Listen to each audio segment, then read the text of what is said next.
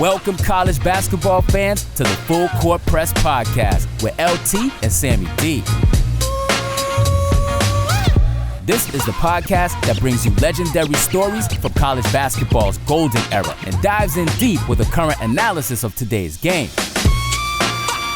Get ready for the most energetic and entertaining college basketball podcast around. Let's get it.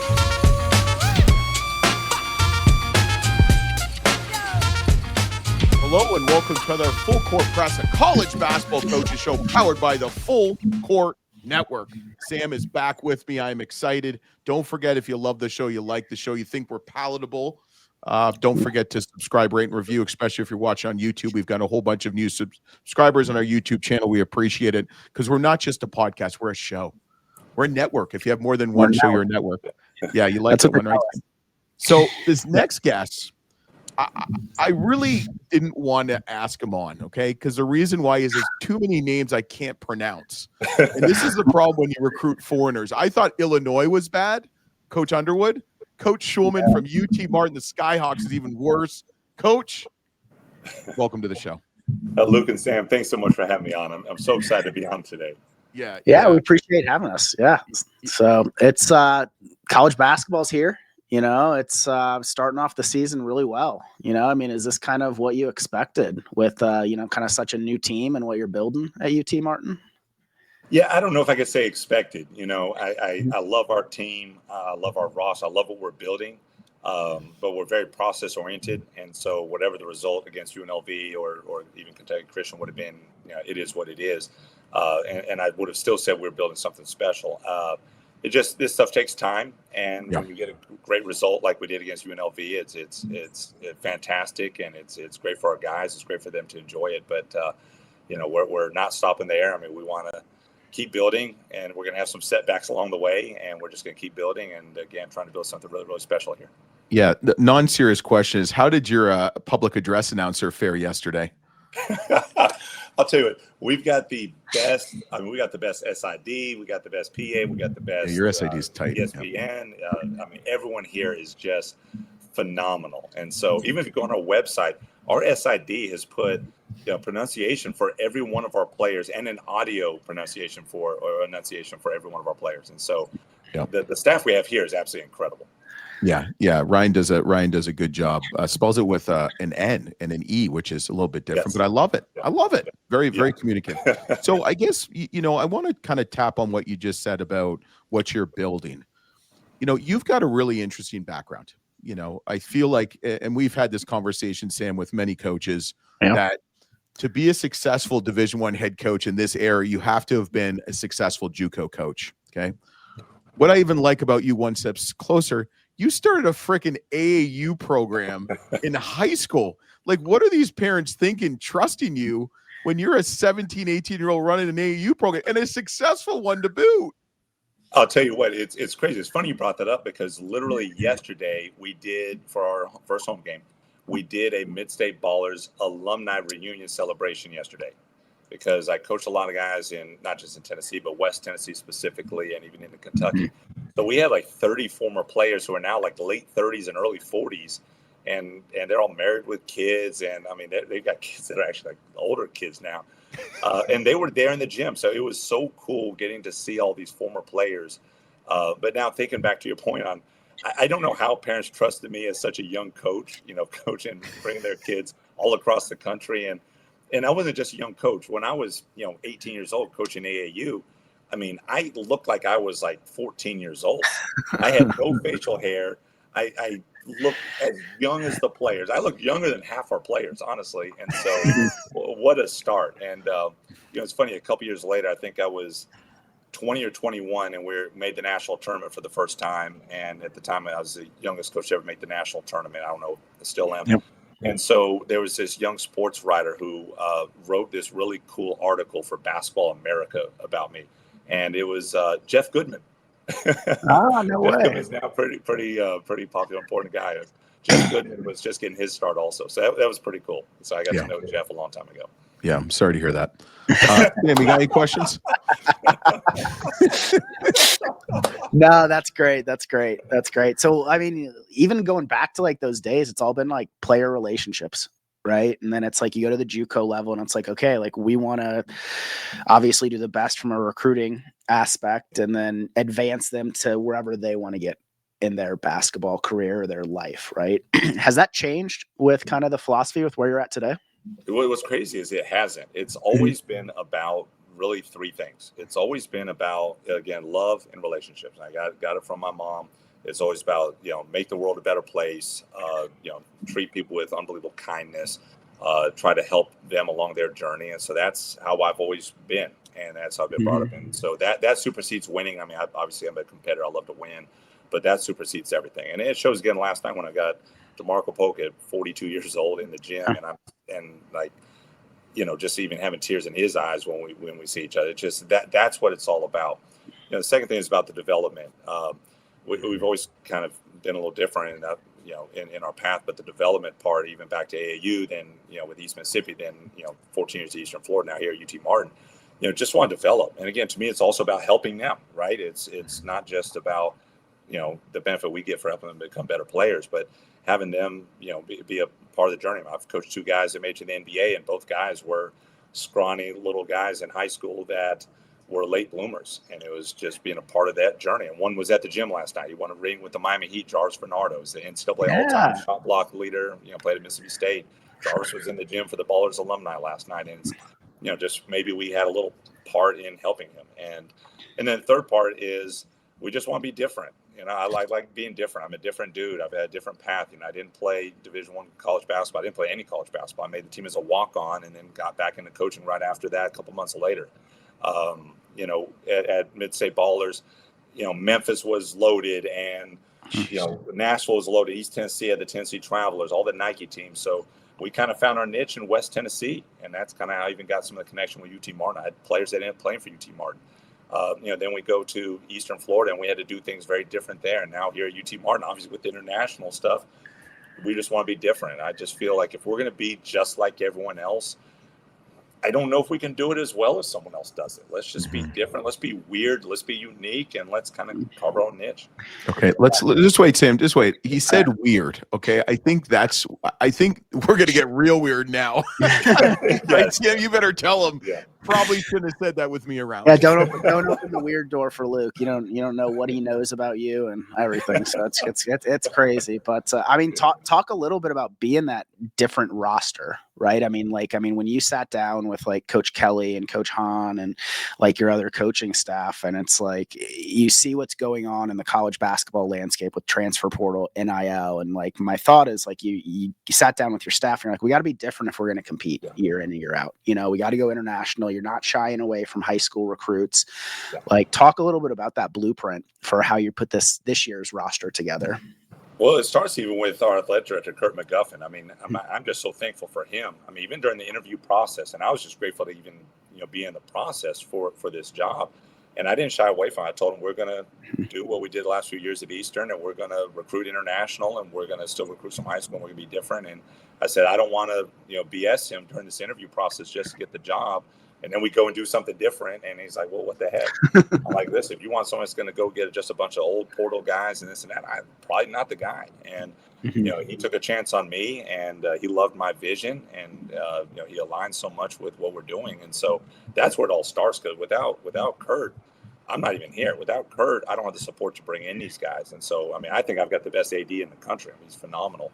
But then me as a staff, and I will say this, and I love my staff, and they're phenomenal. I think I've got the best assistant coaching staff in all of mid-major basketball. Last year, I had some growing pains.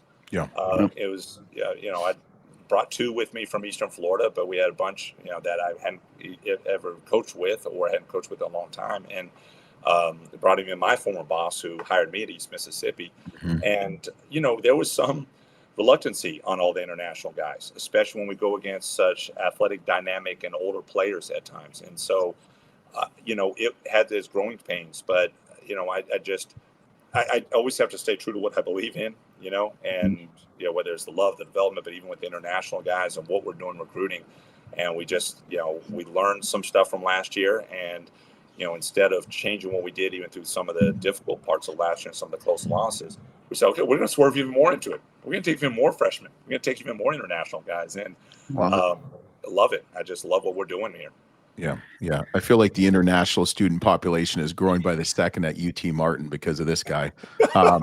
Yeah, I mean, you guys have to be like streaming games in the Balkans and stuff, right? Yes, Like, yes, for sure. And it is funny because obviously you brought up Underwood, and Underwood's unbelievable coach, unbelievable guy, and they talk about. I don't know. He's never been on the show, so you can talk all you want about him. But he's getting all the even before our UNLV win, of course, he's getting all the popularity for all the international guys and the Serbian guys and the Balkan area guys. Like, hey, listen, he's doing it at the high major level, which is incredible. But we've actually been doing this for a few years now. Like this wasn't just like brand new. It's like we were doing that in Eastern Florida. So, well, Coach, you've obviously never been to Shambana in the winter. I mean, that's a lot like the Balkans. Wouldn't you agree, Sam?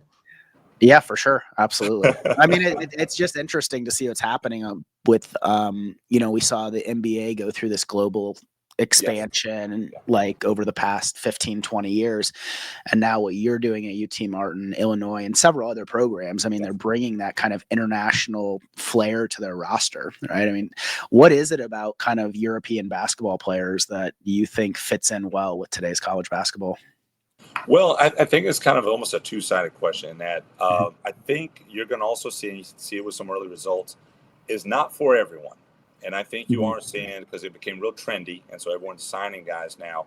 Yep. And I think there's going to be a lot of cautionary tales also. I think you see a lot of guys that are going to places that got signed, and they're not off to a good start. They're not, it's different coaching. It's a different style coaching, and we love it. It's our style, but it doesn't fit everybody. If you think it's just because there's talent, you're going to just plug and play anybody. You're going to see some guys, unfortunately, it's sad, but you're going to see some guys that don't fit other systems and aren't going to get the minutes they want, aren't going to have the success they want. But it's worked for some. It worked for Underwood. It's worked for Davidson. It works for I know St. Bonaventure's going with a few more. Woj has become a friend of mine, and but like for us specifically, I value the basketball IQ and the processing of the game above anything else, even above positional size, above shooting, above anything else. And to me, the European game, it's taught at such a young age on how to be unselfish, on how to space, on how to make the right decisions, how to play the ball screens, how to read the second level. And that stuff takes a long time. And I've spent a lot of my career trying to teach those things and realize there's not always enough time for guys that haven't been brought up learning that. And so I've started swerving last 3 years, especially swerving more and more into, okay, I don't really care about some of the athletic talent or even the shooting talent. Let's just get the mind. Let's get the basketball IQ. Let's get the brain in first, and then we'll develop with our skill development, everything else. And so that's become our big thing. Yeah, that's everything against AAU basketball. No offense. Yeah, I know, and it's crazy. I got my start for 10 years coaching AAU, and that changed. I mean, that changed like even towards the last couple of years I was doing it. Like that's different now. Like we had success then because there weren't as many teams. We had success because we were practicing, we were developing players, we were teaching the game, and there were teams in Wisconsin that were doing, teams in Iowa that were doing. Like now it's different now. Yeah, and it's funny because we've had this conversation with Coach Jacobs at Florida Atlantic. He coached, where was he? Like not Montenegro. Remember he coached for a couple years or two over in Europe, in Eastern Europe, I believe it is. And he's like, it's so crazy because for every, like one game they have over there, they have 3 or 4 practices. But here it's like you have 4 games in one practice. And now you're seeing especially how technically savvy these kids are from a young age. I mean, it's the same thing in football. It's the same way. They're just so technically advanced than we were for years. And I mean, also too, you didn't have coaches holding a newborn while they're coaching a game either, because I saw that last summer and coached against it. But we won't go there. You know what I'm talking about. You've seen some shit on AU basketball. I say there was none of that back in the day, but I see some of that on for sure online and on Twitter and everything now. It's like wild. It's bizarre. It's bizarre to me. Yeah. So, I mean, some of these first couple games that you've had this season, you've been able to put pretty much your entire team on the court at one point or the other. You've got great guys with Andrea, Dragos, Modest, AJ, Ty. Their last names. Nope, not going there. But it's like now that you've seen these guys in a competitive situation, not playing against each other, right? I mean, is there anybody on the team that's kind of surprised you? Honestly, A lot of them. I mean, I'm so high on our guys. Like, I think they're just so incredibly deep. We're actually too deep, by the way. We're deep to a fault. I was gonna say, I mean, that's gonna be a problem for you. Like, how do you kind of manage that? I care about all these guys so much. I told them, the guys last night, like, I mean, we played 13 guys, and all of them played 10 minutes or more last night. And they all played well. Yeah, they all played well. Like, it's not going to happen like that every game. But it is too deep, and I just have to remind guys, and even remind myself. It's like I remind guys to remind myself that their time will come. So a guy like, let's just say, Ty Price or Damian King, who are two really talented freshmen we have, and it's kind of, honestly, it's going to be a little bit of a next man up mentality with those guys. Those guys are absolutely good enough to play right now and help us, but I can't play 13 every game. Yeah, I just can't. But they're still true freshmen, and they're already getting their feet wet down there, and their time's going to come. It's next man up. But I'm just real pleased with. I'll be honest. I'm pleased with just all these guys. Honestly, the guy I'm the most surprised with is Vladimir Kriapa, our freshman from Russia. I mean, he came in literally as our 15th guy with the least amount of expectations. I mean, we were sure he would be a third or fourth string forward, and he's been fantastic for us. He's been awesome. I mean, he's going to be a heck of a player for us at some point. I mean, he's phenomenal. I love him. Nice. Seems pretty exciting. I'm excited. You play Bradley. I mean, technically this is going to air Wednesday night, so you play at Bradley Wednesday night. I mean, what are you expecting there? Because he's got some foreign kids too. I mean, they're loaded. I mean, they are fantastic, and he's got that thing rolling. I mean, they've had 4 straight years of 20-plus wins. They won 28 games last year. I just watched their game against Central Michigan on Saturday, and they beat Central Michigan by 31. I mean, we just want to keep getting better. I said before, like, I mean, listen, I'm a competitor. I'd love to win that game at Bradley. But, I mean, for one, they're established. They're fantastic. They're old. They're established. Coach Wardle does an unbelievable job coaching that group. We just want to keep getting better. Just like beating UNLV doesn't get us in the NCAA tournament. Winning or losing Bradley doesn't get us in the NCAA tournament. Like, we have to just keep getting better. We've got to keep getting better, especially in all these non-conference games, so we can win the conference. Yeah, and we're predicted very low in the conference this year, so we need to surprise everybody. Yeah, but beating UNLV doesn't win our conference. Beating Bradley doesn't win our conference. We need to just keep getting better, and we know it's going to be a difficult. I mean, there's going to be 12,000 people. Unbelievable crowd that they always have with Bradley. Great team again. They won 28 games. I just want to see improvement from our guys. I want to see us compete. I want to see us be a little bit better on our rotations defensively, a little bit better with our unselfishness offensively, with our shot selection. So we'll do the best we can. Knowing you're going to have a new roster each year, do you have like a scheduling philosophy, non-conference scheduling philosophy? It's just like, hey, we'll just get who we can get and just go from there. Well, the first thing is, and we're going to try to buck the trend on it, but, we're hoping to not have a new roster each year. We're taking young guys, and I know everyone laughs at me when I say it. They do, but, between all the international guys, how much guys love it here, between relationships, we're not paying any revenue share NIL for guys on the way in, at least not so far. We're not right now on this year's roster, but we're raising money to be able to retain guys. And obviously our goal is to retain them until they can go to a high major. We don't want to lose guys because they don't like it. We don't want to lose guys because they want to go to another mid-major. We want to retain all those guys. But we do want to help some of these guys eventually get to a Power 4 and be able to make life-changing money. And, some of those guys will be here 1 year, some will be 2, some 3, some will finish their whole career here. But I'd love to send them to Tennessee, love to send them to Kentucky, love to send them to BYU, whatever it is. But we want to retain the guys until they're ready for that. And we'll see how that goes. I mean, you can talk to me in April and May and see if I'm still this positive about it. But I do think we got a good chance of retaining a whole heck of a lot of guys. Even this past year, we lost a few guys, but when you really looked at our international guys and how many international guys, we returned like 6 guys. Yeah, 6 guys returned, which is unheard of. Yeah, that's unheard of. We probably could have even returned a few more, but there was a few guys. It was our first year that we wanted to kind of help them be in a spot where they could play. They kind of saw the writing on the wall a little bit. I would have loved for them to even come back also, but they saw probably that they need to go play. But that's why we started young with some of these guys, so I had time to develop. So if they didn't play early, they could still stick with it, and then by junior year be a really good player. But as far as the scheduling directly, honestly, one thing I've learned, we need to find enough games within driving distance. Division I travel is hard. It is hard. It's totally different than the 14 years I had at Eastern Florida. Travel is difficult. Everything's far away, and so we're trying to find enough within driving. Obviously, UNLV was not, but that leads to the second part. Honestly, I want destinations for our guys. I want to treat our guys well. I want them to have an amazing experience, and so we learned that also last year with some of our long travels that weren't destinations.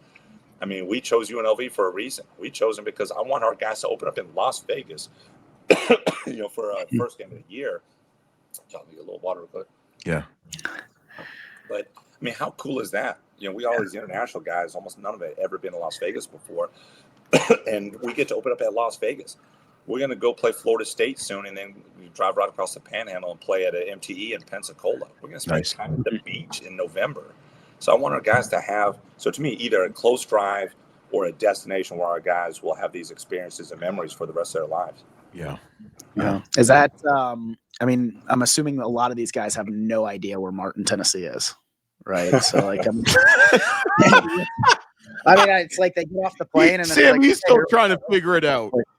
No, I mean, how has your recruiting pitch changed for, it's not like you're able to get a bunch of these guys on campus or like they're playing you the year before or anything like that. Like, I mean, what's kind of talk about kind of the community in Martin, Tennessee and, what's that pitch like? This is crazy. It's even easier for me now than it was in Melbourne, Florida. And I was 14 years on the beach in Melbourne, Florida, because here's the reality.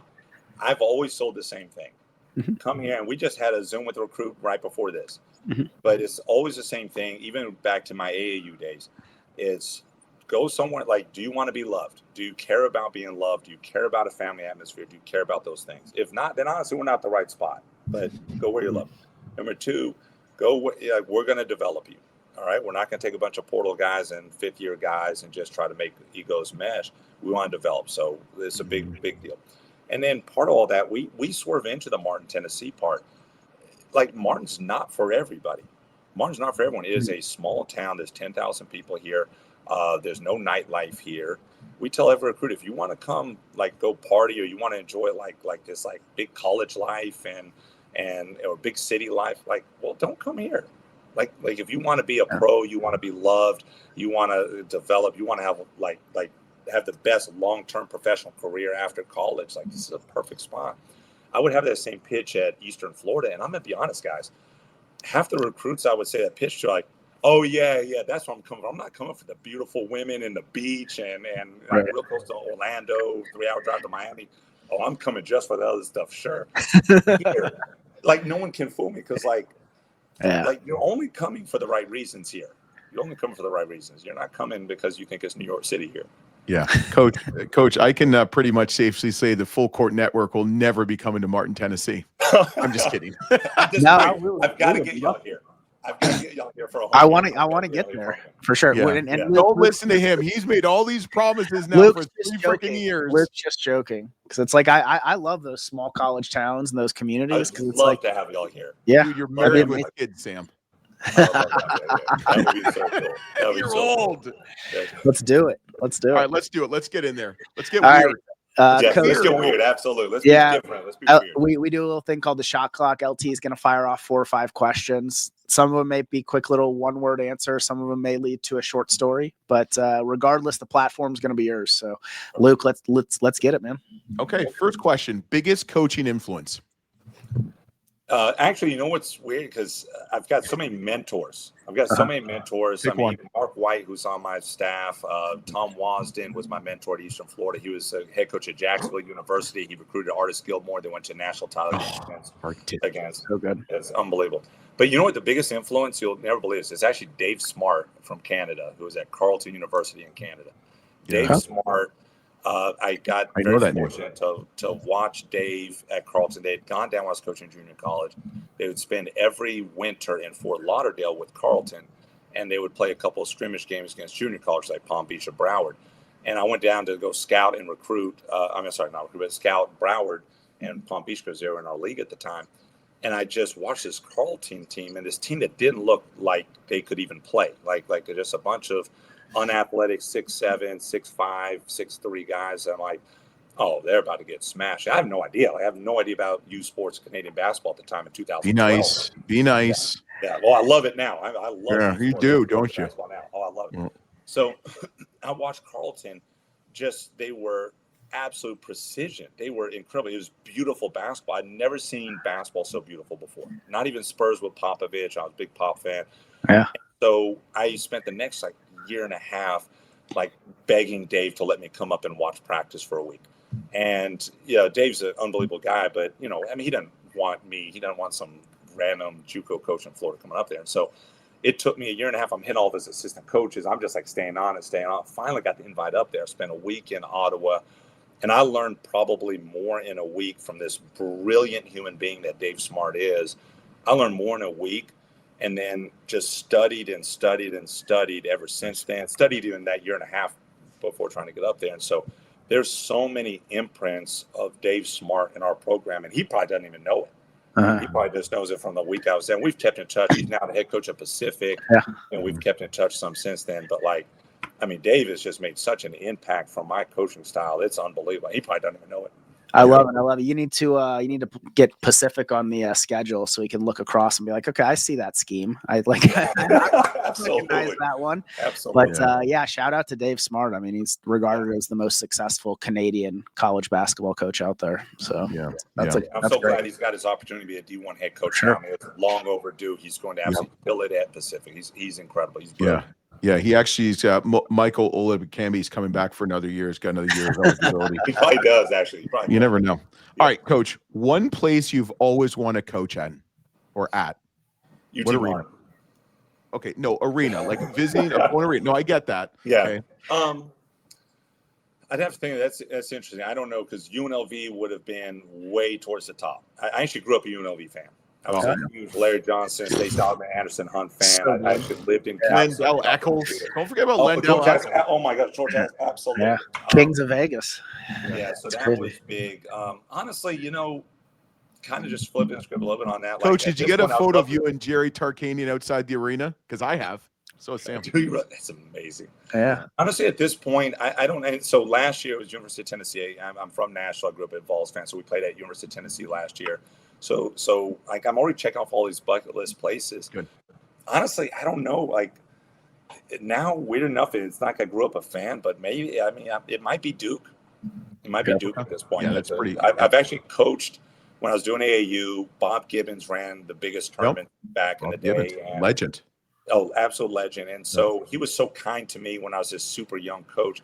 When we go to his tournament champions in the Triangle, you could play at Duke, you play at North Carolina, you played at NC State, a lot of times practice gyms. North Carolina, Dean Smith's dome was so big that you'd play 3 courts side to side, so it wasn't the main court. But at Duke, because it's kind of a smaller facility, you practice, you play on the main court. And so Gibbons was so kind to me. Every coach wanted to play main court at Duke. Every year he would make sure I had one game at Krzyzewskiville at main court Duke, and that was so cool. And so I got to coach at Duke on the main court when I was 21, 22, 25 years old. I would actually, I would love to go back and play at Duke. And actually, one of my former players is now a GA there, so I could probably get there. You go. Yeah, probably get that done. But that actually, I never even thought about it until you asked the question. But there you go. That's probably it. Yeah. So maybe we're playing at Duke next year. Who knows? Yeah. Why not? Let's do it. Yeah. Let's go. Since you've got all these foreign kids, okay, what's the strangest thing you've ever eaten? So I'm actually plant-based. I don't eat any meat. And so that is very much limited to strange things I could possibly eat. So I don't know if there's a real strange thing. Even when I ate meat, me and my wife and my family started about 7 years ago going plant-based. I did eat meat before that, but I think I was so freaked out by weird meat that I would never eat anything really weird. So I'm not sure if I could actually say anything that weird, that I've eaten. Having such a blended roster, are there any arguments that happen on the road with where you guys are going to be getting dinner or lunch or anything like that? These, the problem is everyone, no matter where you're from, falls in love with Chick-fil-A here and Chipotle. And grilled nuggets. Yep. Yes, absolutely. So it's we don't really have any issue. They love good. We feed them really well, so they love what we eat. But okay. So, Coach, if you were an animal, what animal would you be? A dinosaur. Oh, that's quick. I grew up loving dinosaurs. Okay. I still love dinosaurs. One of my two boys, I've got 3 young kids, and one of my 2 boys thinks he's a dinosaur right now. My 2-year-old Giannis. My Go 2 with sons it. are Go named with Jordan it. and Giannis after the GOAT and the current GOAT. Yeah. And, so dinosaur, that sounds phenomenal. Okay. I love that. That's probably the only time a coach has ever. We've dinosaur before. We've heard kangaroo. We've heard dog. That was one of our favorites. All right. Funniest recruiting story.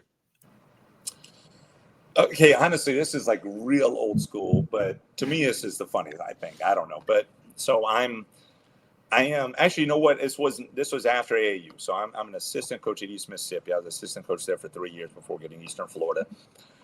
And this might have been my first year there, I'm pretty sure. And so I'm recruiting in Memphis, okay? And I'm recruiting at, I think it was either Whitehaven or Oak Haven. It was inner city Memphis school. And so my brother, who was living in Nashville at the time, had come to meet me out there. And then we're going to, or maybe came to East Mississippi first, came up with me to go recruit. So I'm with my brother, still a young assistant. I guess I'm like 27.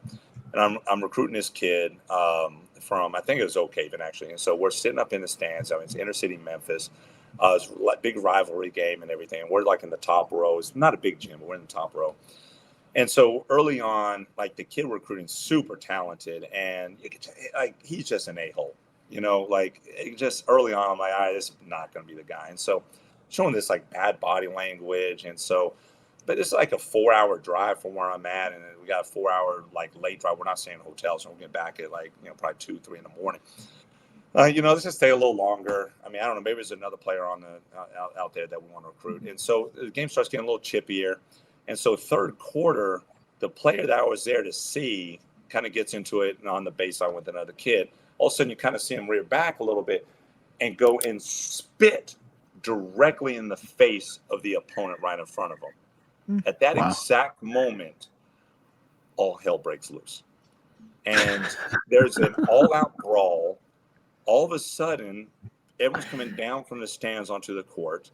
And I'm just sitting up there with my brother. And I'm like, this is wild. Like, we're almost in shock. Like, this is wild. Then we see a couple of fans pick up heavy metal chairs. Oh, jeez. And I looked at my brother and said, you know what? We better get the hell out of here, like right now. Like, hopefully no one's got a gun at this point, and like, but that wasn't the initial reaction. The initial reaction was like, oh my God, this is just the craziest thing I've ever seen before. And so we like sprint out of there, get out of there, not even sure what else happened after we left. Hightail it back 4 hours back to school in Mississippi. And the whole time we're in the car, we're like, that was actually pretty dangerous. Like, oh snap, like, holy cow. So that was funny, craziest, wildest probably recruiting story that I've. Did you get the kid? That's all I care about. Oh God, that was a big no. That's a big no. Yeah. That recruiting ended probably pretty quickly. I would Sam knows me well. I'd just be sitting in the stands eating my popcorn, being like, I got more butter on this baby. But I feel like we've heard it all. I like that though. Yes. I like that. All right, last question for you. Okay, they're doing a Hollywood movie about your life. All right, who would play you? What would the title be? And what would be the theme song? I guess, or what song best describes you for the theme song? Okay, no idea who would play me. Okay, someone else has to pick that. Okay, definitely it would be called Different. It would definitely be called Different or something to that effect. And the theme song, I have no idea. I don't know if the words would even match, but speaking of different, it'd have to be something like by Clips or Pusha T. It would have to be something hip hop by Clips or Pusha T. That wow. Listen to. Wasn't expecting that one. No. Like it'd that. have to be something like Clips or Pusha T. And so it'd have to be like When the Last Time by Pusha T and by Clips, from circa 2002. Yeah. Wow. I thought you'd throw out like some weird like salt and pepper, Yeah, absolutely. Just knowing you, just some weird stuff. Absolutely. Yeah. I think there's a song out there that's like, I'm different. Something like that. Right. Yeah. That'd be too normal for that. Yeah, exactly. It's too predictable. Have to be some song that like Yeah. Who likes Early 2000s. I guarantee I'm the only head college coach in the country. I'm different in all this stuff, right? Yeah. I guarantee no other head college coach, their favorite musician or group or of all time is Clips or Pusha T. I love it. Early 2000s hip hop. Let's get it. Yes, love it. 90s hip hop, early 2000s, all Yeah. about. Oh, don't even get me started. I just had a conversation with someone today. Look at Sam's laughing because he knows. I know. Yes. I know. I've listened to a Tribe today. I've listened to Les Soul, P Rock and CL Smooth, EPMD. Oh, unbelievable. Yeah, the Jungle Big Brothers. Daddy Kane. Big Yeah, Daddy yeah. Yes. All right, Sam, finish them off. All right, Coach. Well, first of all, we appreciate you coming on the show. We're going to kind of leave it up to you to kind of close us out here. If there's anything you want to share with kind of the Martin City community, the fan base, the boosters, the alumni, like what can they town, expect? Sam? It's 10,000 people. The town. Yes, I know. I mean, what can they expect from Skyhawk basketball this season? Well, first thing, I just want to say again just how grateful I am. I'm grateful for Kurt McGuffin, AD, for hiring me, for Dr. Freeman, our chancellor. I'm grateful. I mean, it was a Sunday night, 6:30 p.m. game. It's a school night, and we had a great crowd last night. I'm grateful for, the community for supporting and coming out. I love what we're doing. I love what we're doing. It's, hopefully it's going to give us immediate, success right now, but also, what we're really building for is long-term success. We want to be a big-time program. I mean, I tell everyone it's kind of a combination. I'm also a ginormous Gonzaga fan, and what Mark Few has done there, and also taken a lot of international guys. I want to build. Honestly, I want to be crazy. I want to be different. I want to build UT Martin into Gonzaga. Yep. I just do. I mean, people thought he was probably crazy after he took over Dan Monson to try to turn Gonzaga into what they are, but I want to turn UT Martin into Gonzaga, and I want to, at the very least, I want to turn UT Martin into Murray State. Our cities, our towns looked extremely similar 25 years ago, and basketball opened up that door for Murray, Kentucky to, bring more restaurants, to bring more doctors, to bring more fan support, to bring more commerce, and everyone succeeds that way. And I see that. I mean, there's unbelievable people here in Martin. There's just, it's a kind community. There's some amazing humans here. I want to have success as a basketball program and get to the NCAA tournament for the first time in school history, so we can start building this thing up where we can continue to add jobs here, where we can, get people moving into Martin, where we can add enrollment for the university. I mean, it's a special place that I want to be celebrated, and I'd love to have a big part in looking back 25 years from now and saying, wow, look at Martin now. And it's partly because we had a say in it. So, the future headquarters of the Full Court Network, Sam. Martin. I love it. I mean, what Coach just said. I mean, that's the beauty of college athletics. Like what it can do to transform a city or a town. So it's amazing. So, all right, Luke, let's finish it off. Yeah, Sam, why don't you reach out to the Martin, Tennessee Economic Development, see what they can do for if we bring 8 people and 2 dogs. Let's do it. Yeah, but Coach, really appreciate me on. Also, this is amazing. Thank you all so much for having me on. Y'all are absolutely amazing. You guys just make every question flow so perfectly. Y'all are incredible. Keep it coming. Keep it coming. Yeah. I mean, seriously, I could talk for another 20 minutes on that. You can tell you guys just do such an amazing job, and you guys are just, you can see why you guys are pros at this, because I do. I appreciate it. I'm very fortunate. I do a lot of stuff, and you guys are like top of the top. I mean, it's fun. It's fast. It's humorous. It's amazing. You know what's even better, Sam? I have this recorded. I love it. I love it. I know. Take those clips. Use those clips. Yeah, I'm going to. We're going to. Coach, you're going to. Yeah, we'd love to have you back on later on this season, too, Coach. Stick on for one more second. We just got to upload your bad boy side and our side. But Coach, we really appreciate it. I'm really excited for Skyhawks basketball. You know what? Also, too, you got to check out Ohio Valley Conference. We didn't really talk much about it. You want to talk about weird? Just hang out with Coach Boudreau in Lexington. That's all I got to say. Just say that to him when you see him. He's got that. Believe me. Just believe me. But we've had Coach from Linderwood, too, who's a great also dude. He loves Chick-fil-A. Right, Sammy? Okay. Coach loves Chick-fil-A. He loves it. He loves it. But thanks for listening. Thanks for watching. Check out College Basketball Weekly, where we talk each week a little bit about college basketball from Sam and I. And don't forget to subscribe, rate, and review. We'll be back next week on the Full Court Press, a college basketball coaches show. Let's get it.